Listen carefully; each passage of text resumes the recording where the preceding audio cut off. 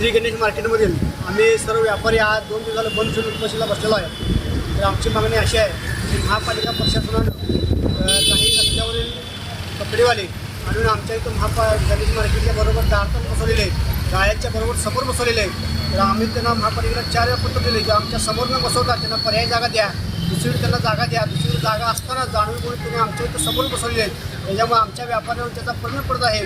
तर आम्ही एवढंच विनंती करतो की यांना ह्या लोकांना पलीकडे जागा असताना आमच्या दारात तुम्ही का बसवायला लागला आहे असं म्हणून त्यांना 4 वेळा आम्ही पत्र दिली, निवेदन दिली, येतो तो म्हणतात कुणीच दखल घेतली नाही आहे। त्यामुळे आम्ही आज सर्व गणेश मार्केटमध्ये जायचं उपोषणाला बसलेलो आहे।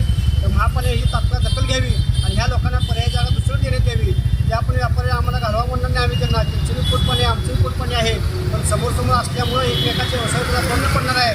दोघांच्यामध्ये भांडण निर्माण होण्याची शक्यता आहे। तर त्यामुळे आमच्या समोर न बसवता त्यांना पलीकडे जागेत बसावं अशी आमची सर्वांची मागणी आहे। आज महापालिकेने तुमच्यावर दखल नाही घेतली, पुढचं पाऊल काय तुमचं? आज महापालिकेने जर प्रशासनानं आमची दखल नाही घेतली तर म्हणून उपोषण आम्ही तर शेवटपर्यंत बसणार आहेत। तर याची दखल महापालिका प्रशासन घ्यावी। जर इथं काही कमी असतं एखाद्या व्यापारी झालं तर त्याला महापालिका जबाबदार आहे। आणि व्यापारी पूर्ण इथं आहेत, दुकाने बंद आहेत आणि दुकानं ज्या व्यापाऱ्यावर परिणाम होते त्याची भरपाई कोण करणार? आमची तेच मागणी आहे। गेल्या 2 दिवस झाला आज महापालिकेवर आम्ही बंद ठेवून इथं बसलेलो आहे, त्याची दखल महापालिका घेऊन आमचं त्याचं नुकसान भरपाई महापालिकेने द्यावी अशी आमची मागणी आहे। आणि पर्याय जागा नाही दिली तर तुमचं पुढचं काय पाऊल आहे? पर्याय जागा आम्ही इथं जाऊन म्हणून उपोषण करणार आहे।